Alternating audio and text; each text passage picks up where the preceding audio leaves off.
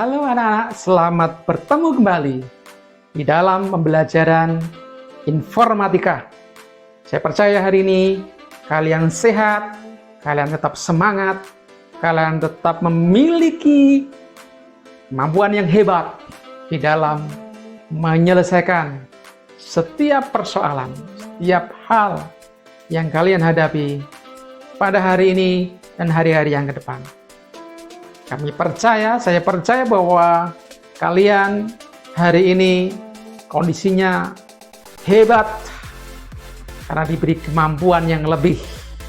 Baik anak-anak, kita akan melanjutkan pembelajaran kita pada hari ini seperti yang Bapak sampaikan pada materi sebelumnya, di mana kita sudah membahas tentang hal-hal yang baik yang bisa mempengaruhi seseorang di dalam menggunakan internet atau dampak positif.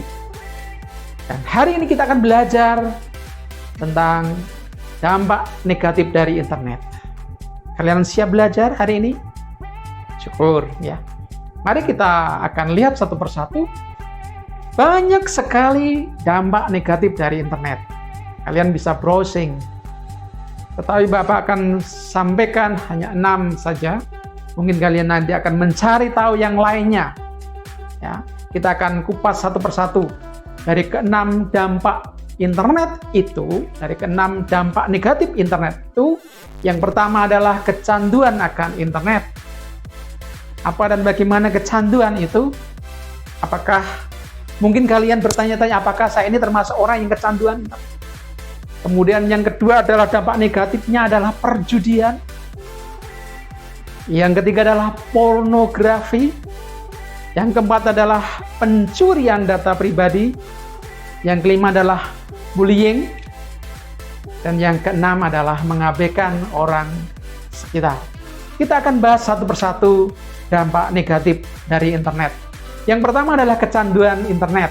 Mungkin kalian bertanya-tanya, apakah saya ini adalah termasuk orang atau anak yang kecanduan internet? Ya.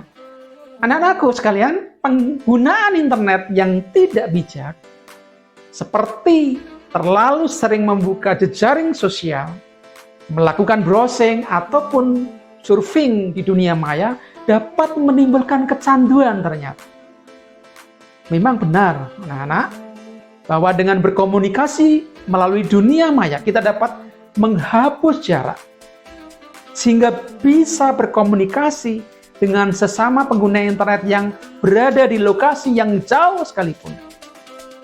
Istilahnya adalah mendekatkan yang jauh. Namun anak-anak, jangan sampai internet menjadikan kamu terlalu sering berkomunikasi di dunia maya, sehingga mengabaikan komunikasi di dunia nyata, yaitu dengan orang yang ada di sekitar kita. Jangan sampai penggunaan internet menjadi mendekatkan yang jauh dan menjauhkan yang dekat. Ini adalah hal yang anak. Dan ini bisa terjadi anak. Jadi mendekatkan yang jauh dan menjauhkan yang dekat. Ya. Kecanduan internet bisa dihindari dengan membatasi penggunaan internet. Misalnya membatasi waktu akses di dalam bermedia sosial. Mungkin kalian akan membatasi diri dengan beberapa jam saja dalam sehari. Itu diri sendiri, bukan orang lain. Atau mungkin membatasi waktu bermain game online. Ataupun pembatasan-pembatasan yang lain. Sehingga apa anak-anak? Tidak banyak waktu yang terbuang dengan sia-sia, yang tidak produktif dan yang tidak berguna. Itu adalah dampak negatif yang pertama. Kemudian dampak negatif yang kedua adalah perjudian. Konten yang cukup banyak digemari pengguna internet yang mengakibatkan dampak negatif adalah konten perjudian. Dan ini adalah merupakan permainan yang menggunakan uang. dan barang-barang berharga untuk taruhannya. Perjudian bisa mengakibatkan kecanduan. Dan lebih parah lagi, bahkan bisa membuat penggunanya mengalami kerugian. Kehilangan banyak harta, sehingga bisa sampai bangkrut. Apalagi kalau sudah kecanduan. Bisa membuat orang tersebut dicengkeram oleh hutang yang tidak bermanfaat. Hutangnya semakin menumpuk, semakin banyak. Ini namanya sudah kecanduan. Sangat-sangat berbahaya. Jadi konten perjudian memerlukan persetujuan dari pengguna. Jadi biasanya konten ini akan meminta persetujuan kamu di dalam mengaksesnya. Oleh karena itu, untuk menghindarinya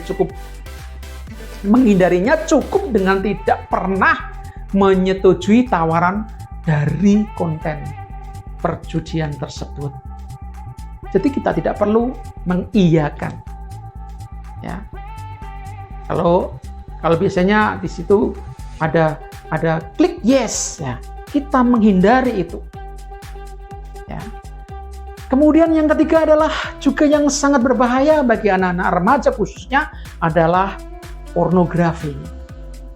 Selain perjudian, konten di internet yang mendapat banyak perhatian adalah pornografi. Di zaman seperti ini, internet memungkinkan pengguna untuk dapat mencari konten pornografi, melihat serta mengunduhnya dari media yang menyediakannya. Dan dengan semakin banyaknya pengguna yang mengakses konten pornografi, penyedia konten pornografi menjadi semakin marah. Banyak media yang memperdagangkan pornografi, mulai mungkin dari tulisan, ya, tulisan-tulisan yang berbau pornografi, juga gambar-gambar atau video pornografi, hingga chatroom yang berisi fantasi maupun role playing bagi orang dewasa disediakan melalui internet. Bahaya sudah, anak-anak. Kalau kita sudah kecanduan ini, maka kita akan masuk kepada dunia yang gelap. Bisa terjadi sesuatu atau hal-hal yang tidak diinginkan. Ya, jadi jika sudah kecanduan, seseorang bisa menghabiskan banyak uang untuk membuka konten ini. Karena ada beberapa situs porno dan meminta uang untuk melihatnya. Bahkan bisa melemahkan mental, rohani kita. Kita akan semakin dibawa atau diseret kepada dunia yang hitam. Maka harus hati-hati dan harus mengatakan tidak terhadap pornografi. Yang keempat adalah pencurian data pribadi.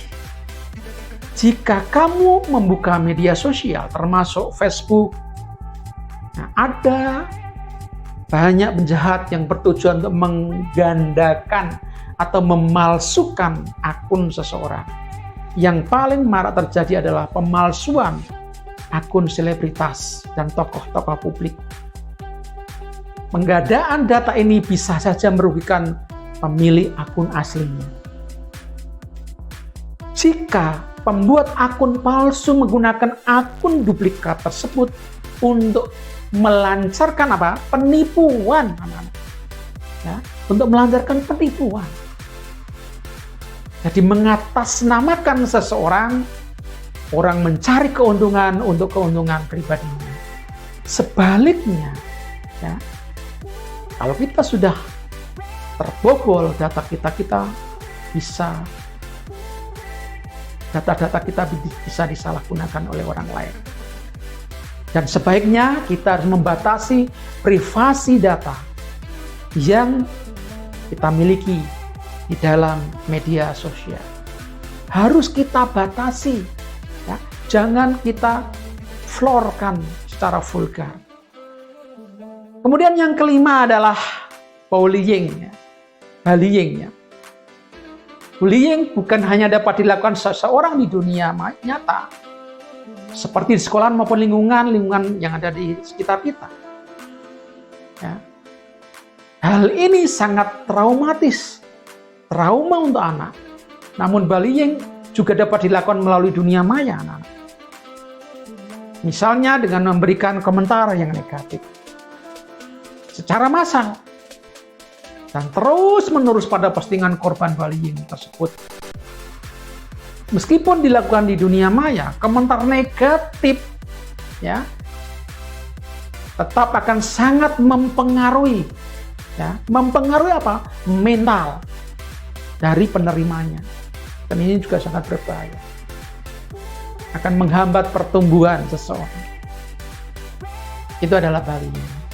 Kemudian yang keenam adalah mengabaikan orang yang ada di sekitar kita. Ini sering kali terjadi.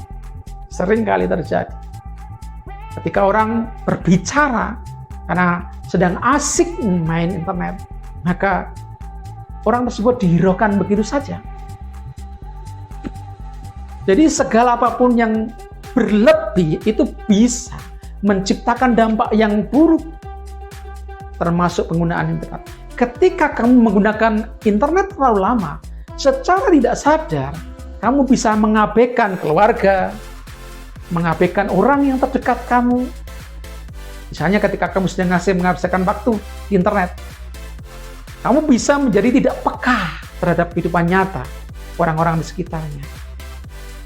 Baik itu anggota keluarga, sahabat, atau teman bicara kamu. Dicuekin saja. Mosok kumpul-kumpul, ya. Mengadakan perjanjian untuk kumpul bersama. Tetapi akhirnya ketika berkumpul mereka asik main sendiri. Tidak ngobrol, tidak sharing, tidak menceritakan pengalaman atau yang lainnya. Tujuan awal dari penggunaan internet adalah memberikan kemudahan untuk berkomunikasi dan mendapatkan informasi dari segala penjuru dunia. Namun kenyataannya internet juga bisa membuat kita menutup diri dari kehidupan nyata. Bagi kebanyakan generasi milenial internet bisa menjadi satu-satunya teman yang bisa dimiliki. Sementara waktu bagi keluarga dan orang-orang yang terdekat diganti dengan jam-jam berselancar di dunia maya. Jadi kehidupan sosialnya akan renggang. Oleh sebab itu kita harus bijaksana, kita harus berhati-hati. Jangan sampai kehidupan sosial kita rusak gara-gara kita kecanduan daripada ini. Anak-anak, itu yang Bapak sampaikan. Terus bijaksana di dalam menggunakan internet. Jangan sampai kita kecanduan. Terus semangat. Ya, terus semangat untuk belajar. Gunakan internet untuk hal-hal yang positif. Untuk belajar dan meningkatkan kompetensi kalian. Bapak percaya bahwa dengan penggunaan yang bijak, maka internet akan sangat bermanfaat di dalam pencapaian kesuksesan kalian. Sampai ketemu untuk materi berikutnya. Kalian tetap semangat dan terus mengerjakan tugas apa yang Bapak sampaikan dalam tugas-tugas berikutnya. Terus belajar dan mengembangkan diri. Kalian pasti bisa.